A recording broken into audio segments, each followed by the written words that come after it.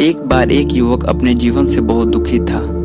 वह हर समय खुद को उदास और अकेला महसूस करता था।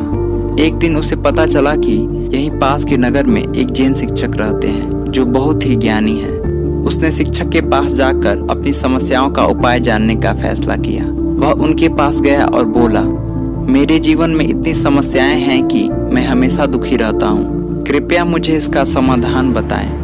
मैं कैसे खुश रह सकता हूँ? जैन शिक्षक ने उसकी बात सुनी और फिर वह उठकर खड़े हो गए। वे युवक से बिना कुछ कहे वहां से आगे बढ़ने लगे।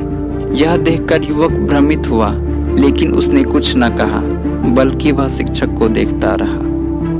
थोड़ी देर बाद जैन शिक्षक एक गिलास पानी और नमक से भरा एक कटोरा लिए वापस आए। शिक्षक ने उस कटोरे में से एक मुट्ठी नमक लेकर गिलास में डालने को कहा और फिर उस पानी को पी जाने को कहा। युवक भ्रमित था, लेकिन उसने शिक्षक के निर्देशों का पालन किया और उसने गिलास के पानी को पी लिया। शिक्षक ने उस युवक से पूछा, इसका स्वाद कैसा है?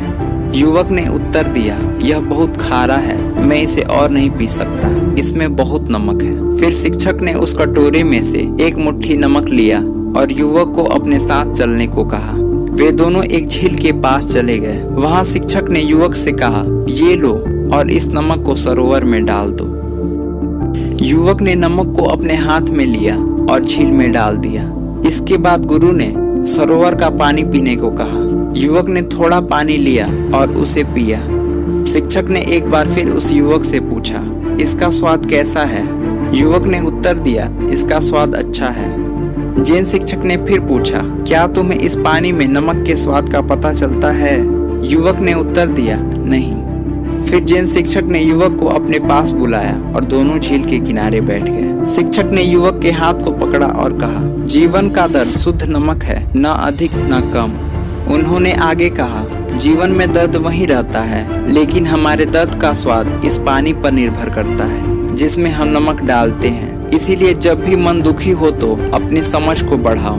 जीवन में गिलास का पानी कभी न बनो, बल्कि सरोवर का पानी बन जाओ। उस युवक ने जैन शिक्षक की बातों को समझा और अपने घर को लौट गया। जीवन में हम कई बार अपने विचारों में उलझ जाते हैं, जिससे हर समय हम दुखी रहने लगते हैं और खुद को अकेला महसूस करने लगते हैं। हम इससे बाहर निकलना चाहते हैं, लेकिन हम इससे बाहर नहीं निकल पाते, क्योंकि हमें इसके साथ रहने की आदत सी होती है। हम कई बार इसे छोड़ने की कोशिश भी करते हैं, लेकिन थोड़े दिन बाद ही एक बार फिर से हम इन विचारों से ग्रसित हो जाते हैं और दुखी रहने लगते हैं। हम इससे अलग जरूर हो सकते हैं, लेकिन उसके लिए हमें बहुत ही धैर्य रखना होगा। हमें खुद की समझ को विकसित करना होगा तथा हमें दूसरों से पूछने की बजाय खुद अपने आप से सवाल करना होगा। अगर हम ऐसा करना शुरू कर देते हैं तो धीरे धीरे हमारी समझ बढ़ती जाएगी और कुछ दिनों में ही हम हर एक दुखों से उबरने लगेंगे। धन्यवाद।